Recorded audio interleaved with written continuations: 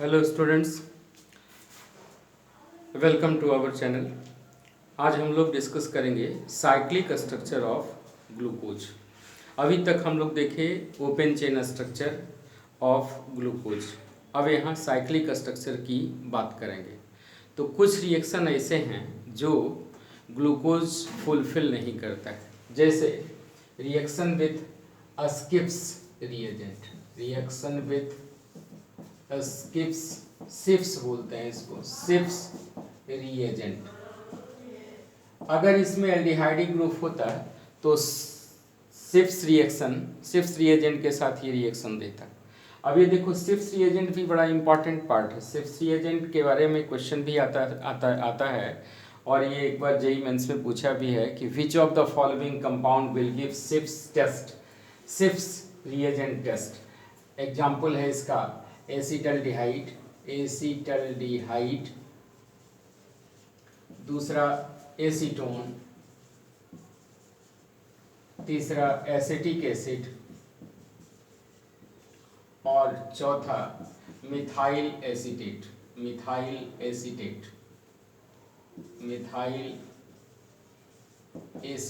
तो आपको बता दें कि सिप्स रिएजेंट होता है पारा रोजानिलीन प्लस SO2 और प्लस HCl। इसमें अगर ये हो गया सिप्स रिएजेंट का कंटेंट, और अगर ये एल्डिहाइडिक ग्रुप वाला कोई कंपाउंड अगर होगा जिसमें एल्डिहाइड ग्रुप होगा तो वो क्या करता है, पिंक कलर देता है। सिप्स रिएजेंट अगर डालेंगे, टेस्ट ट्यूब में ले लिया एसिटल्डिहाइड, और एसिटल्डिहाइड कलरलेस सॉल्यूशन होता है, उसमें अगर सिप्स रिएजेंट डालोगे तो पिंक कलर रिटेन करेगा, तो समझ लो क्या है, एल्डिहाइडिक ग्रुप प्रेजेंट है। तो ये एल्डिहाइड और कीटोन को डिफ्रेंशिएट करने के लिए होता है। तो यहाँ एसिटल्डिहाइड ये टेस्ट देगा, एसीटोन नहीं देगा, एसिटिक एसिड नहीं देगा, मिथाइल एसिटेट भी नहीं देगा। एसिटल्डिहाइड देता है, CH3COH ग्रुप है, ये देगा। एसीटोन CH3COCH3 ये नहीं देगा। एसिटिक एसिड CH3COOH ये भी नहीं देगा। मिथाइल एसिटेट CH3COCH3 ये भी टेस्ट ये नहीं देगा। यानी ये किसका टेस्ट है, एसिटल्डिहाइड का टेस्ट है, एल्डिहाइडिक ग्रुप का टेस्ट है। तो अगर एल्डिहाइडिक ग्रुप उसमें होते, ठीक है, ग्लूकोज में, तो ये सिप्स रिएजेंट का टेस्ट देता है, लेकिन ये सिप्स रिएजेंट का टेस्ट नहीं देता है। फिर दूसरा देखो, ये साइक्लिक स्ट्रक्चर को प्रूफ करता है। दूसरा ओपन चेन स्ट्रक्चर का, अगर मान लो इसको सोडियम बाइसल्फाइड के साथ रिएक्शन कराते, सोडियम बाइसल्फाइड के साथ, तो भी रेस्पॉन्ड करता, सोडियम बाइसल्फाइड प्लस अमोनिया, तो ये इसका भी टेस्ट नहीं देता है, सिप्स रिएजेंट टेस्ट भी नहीं देता है। और तीसरा प्रूफ ये है कि ग्लूकोज पेंटा एसिटेट जो बना, ये भी हाइड्रोक्सिल एमीन के साथ रिएक्शन नहीं करता है। तो इसका मतलब क्या है कि open chain structure will not fulfil all the capability, all the capacity of glucose, we need some another structure, इसलिए रिंग स्ट्रक्चर की बात आती है और हम लोग साइक्लिक स्ट्रक्चर में आते हैं। यानी क्या यहाँ हो गया कि NH2OH के साथ, हाइड्रोक्सिल एमीन के साथ ग्लूकोज पेंटाएसिटेट रिएक्शन नहीं करता है। तो ये तीन रिएक्शन क्या करते हैं, हिंडर करते हैं किस स्ट्रक्चर को, ओपन चेन स्ट्रक्चर को। तो इसलिए हम लोगों को साइक्लिक स्ट्रक्चर ऑफ ग्लूकोज के बारे में स्टडी करना पड़ेगा। तो साइक्लिक स्ट्रक्चर को समझने के लिए हम क्या करेंगे, उसको अभी हम लोग देखेंगे कि कैसे साइक्लिक स्ट्रक्चर लिखा जाए इसका। ग्लूकोज का जो जनरल हम स्ट्रक्चर लिखते हैं वो क्या है, COH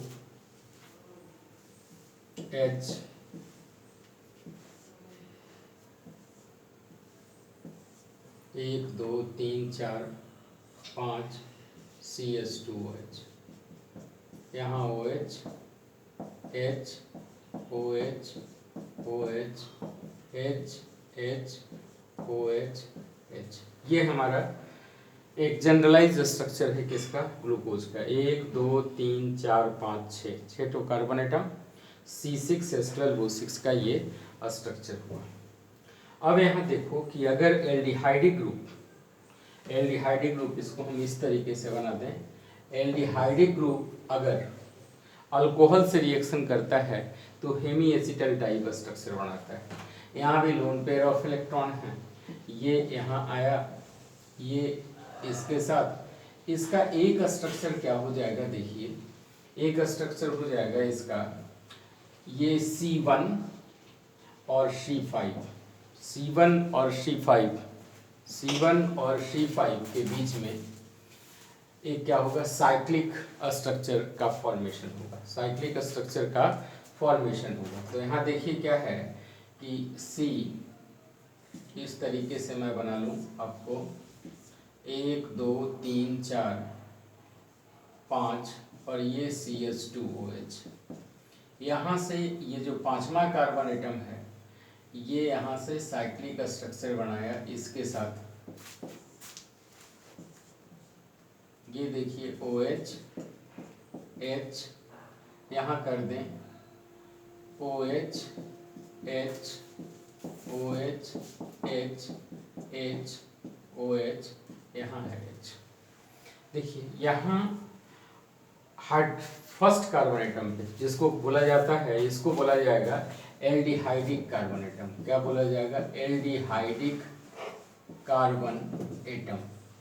तो एल्डिहाइडिक कार्बन एटम पे देखते हैं कि अगर राइट साइड में OH ग्रुप हो तो इसको बोला जाता है alpha D glucose, alpha D glucose, ये हो गया अल्फा डी ग्लूकोज। अगर लेफ्ट साइड में आ जाए तो इसको बोलते हैं बीटा डी ग्लूकोज। अगर मान लो एक स्ट्रक्चर ये भी हो सकता है इसका कि C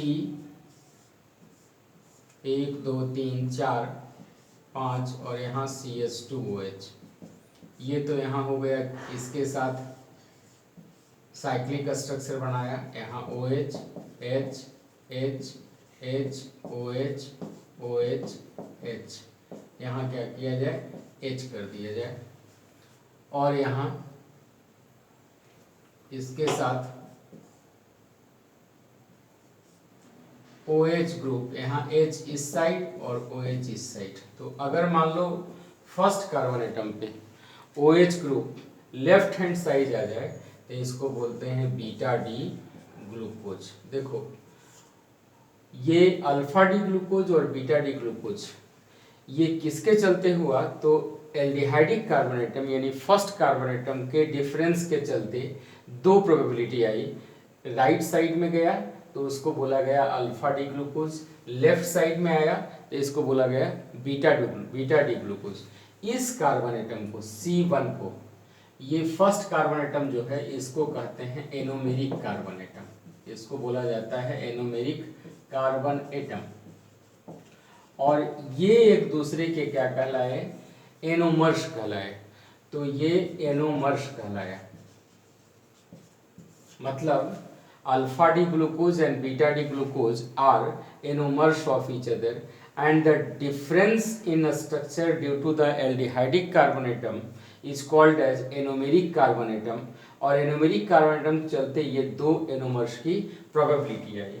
अब यहाँ मान लो आपसे ये भी पूछा जा सकता है किसकी प्रोबेबिलिटी ज़्यादा है, तो ये 36% अवेलेबल होता है किसमें, अल्फा डी ग्लूकोज में, और 64% अवेलेबल होता है बीटा डी ग्लूकोज में।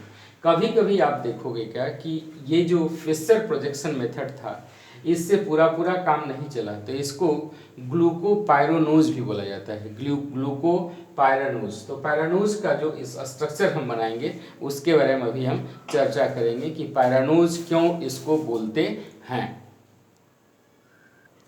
साइक्लिक स्ट्रक्चर को पाइरानोज स्ट्रक्चर भी बोलते हैं, यानी साइक्लिक स्ट्रक्चर किसके है, पाइरानोज। ये पायरान आप पकड़ोगे और उसके बाद ओज मतलब क्या हो गया, सुगर। अल्डोहेक्सोज है 6 कार्बन एटम का एल्डिहाइडिक ग्रुप वाला cyclic structure. Pyranose ring, pyranose ring होता क्या है दरअसल, पाइरानोज रिंग क्या है, it is called as pyranose, इसी को बोलते हैं पायरानोज। अब हावर्ड साहब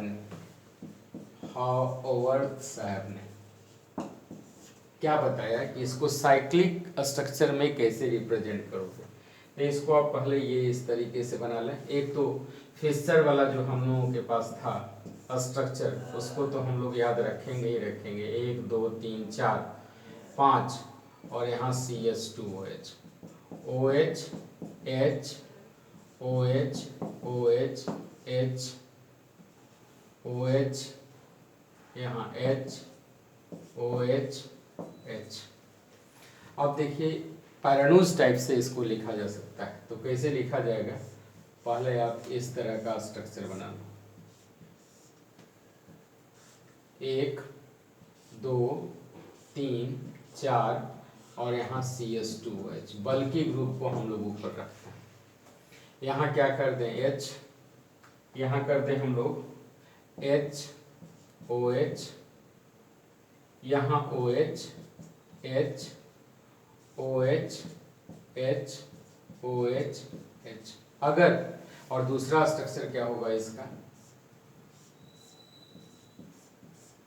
एक जहाँ इंटरसेक्शन है कार्बन एटम है, 1 2 3 4 5 CH2, 5 और 1 6 CH2OH H H OH H OH OH H, यहाँ OH और यहाँ H। अब देखो क्या है, अगर दो हाइड्रोक्सिल ग्रुप एक दूसरे के नज़दीक हो, सिमिलर साइड में, तो इसको बोला जाता है अल्फा डी ग्लूको पायरानोज। ये क्या कहलाया, alpha D ग्लूको pyranose. Alpha D और ये प्लस कर दो क्योंकि ये डेक्स्ट्रो रोटेटरी होता है। अगर ये दोनों ग्रुप, ठीक है, OH group anomeric carbon atom, first carbon atom पर अगर एक दूसरे के अपोजिट डायरेक्शन में हो, तो इसको बोला जाता है beta D ग्लूको pyranose. I think ये आप समझ गए होंगे अल्फा डी और बीटा डी ग्लूको पायरानोज का स्ट्रक्चर। अब फ्रुक्टोज के स्ट्रक्चर में हम लोग आते हैं। फ्रुक्टोज का साइक्लिक स्ट्रक्चर किस तरीके का होगा। फ्रुक्टोज एक फ्रूट में पाया जाने वाला सुक्रोज है। फ्रुक्टोज फ्रूट में पाया जाता है। ये कहाँ, फ्रूट्स, वेजिटेबल्स, हनी में पाया जाने वाला स्वीट सब्सटेंस फ्रुक्टोज। और फ्रुक्टोज का स्ट्रक्चर किस तरीके का होता है, तो CH2OH C double bond O keto hexose. ये कैसा है, एक keto hexose sugar, keto hexose, ketonic group है। C 1 2 3 4 5 और CH2OH। यहाँ क्या कर दो OH H OH H OH, यहाँ H। ये हो गया हमारा कीटो हेक्सोज। 1 2 3 4 5 6, ये 6 हो गए इसके कीटो हेक्सोज सुगर। अब भी यहाँ भी क्या होगा कि कुछ स्ट्रक्चरल डिफरेंस इसमें आ जाए। तो जैसे मान लो इसको बोलते हैं साइक्लिक स्ट्रक्चर में फ्यूरानोज बोला जाता है। फ्यूरानोज मतलब हो गया ये फ्यूरॉन रिंग O, देखिए इसको बोलते हैं फ्यूरान रिंग। और यहाँ भी क्या होगा, साइक्लाइजेशन होगा। साइक्लाइजेशन कहाँ कहाँ पे, तो यहाँ फर्स्ट कार्बन एटम और फिफ्थ कार्बन एटम पे cyclisation. First second carbon atom, इस कार्बन एटम पे 1 2 3 4 5 6, सेकंड कार्बन एटम और फर्स्ट कार्बन, ये सेकंड कार्बन एटम और फिफ्थ कार्बन एटम पे साइक्लाइजेशन होगा। तो इसके जो स्ट्रक्चर आएंगे, ये 2 स्ट्रक्चर इसके बनेंगे। अब देखिए साइक्लिक स्ट्रक्चर ऑफ फ्रुक्टोज की बात करें तो फ्रुक्टोज का ये फिशर प्रोजेक्शन हो गया। फिर फिशर मेथड से इसको फ्रुक्टोज को इस तरह से रिप्रेजेंट किए, CH2OH CO इस तरह से। इसके भी दो फॉर्म होंगे। यहाँ इस कार्बन एटम का इसके साथ, सेकेंड कार्बन एटम का फिफ्थ कार्बन एटम के साथ कंजुगेशन हुआ ऑक्सीजन के साथ, तो यहाँ हो गया अगर OH ग्रुप इधर आ जाए तो ये क्या कहलाया, अल्फा डी माइनस, मतलब क्या हो गया, कीटोज। ये जो फ्रुक्टोज होते हैं ये लिबोरोटेटरी होते हैं, तो डी माइनस फ्रुक्टोफिरानोज। और अगर OH ग्रुप इस साइड आ जाए तो ये क्या कहलाया, beta D minus fructofuranose. Haworth projection से, हावर्थ मेथड से अगर रिप्रेजेंट करना हो साइक्लिक स्ट्रक्चर, तो इसको फ्रुक्टोफिरानोज बोलेंगे। फिरानोज क्या होता है, इट इज फ्यूरान, इसको बोलते हैं फ्यूरान। ये क्या है, 5 मेंबर्ड साइक्लिक कंपाउंड, जिसमें 1 ठो ऑक्सीजन है और 4 ठो क्या है, कार्बन है। तो 4 का इसको इस तरीके से अरेंज किया गया, fructofuranose alpha D minus fructofuranose. किस तरीके से, तो CH2 1 1 2 3 4 5 6 carbon atom, ketonic function group है, साइक्लिक कंपाउंड है, फ्यूरॉन का मिमिक्री कर रहा है, फ्यूरॉन की शक्ल का है, तो इसको क्या बोलेंगे, अल्फा डी फ्रुक्टोफिरानोज। यहाँ देखो OH ग्रुप और ये CH2OH, या इसके साथ देखो OH और ये एक दूसरे के क्या हैं, एक दूसरे के अपोजिट साइड में, तो ये अल्फा डी फ्रुक्टोफिरानोज हो गया। अगर मान लो कि इससे अगर हम देखें कि OH ग्रुप CH2OH ग्रुप को अगर नीचे कर दें और OH ग्रुप को अगर ऊपर कर दें, तो ये क्या हो गया, beta D fructo furanose. Furan ring और शुगर है, तो ये हो गया cyclic structure of glucose and fructose. आपसे पूछा जा सकता है एनोमेरिक कार्बन एटम क्या है और इसका साइक्लिक स्ट्रक्चर कौन सा सही है, कौन सा अल्फा डी फॉर्म में है, कौन सा बीटा डी फॉर्म में है। तो आई थिंक आप समझ गए होंगे। Thank you all.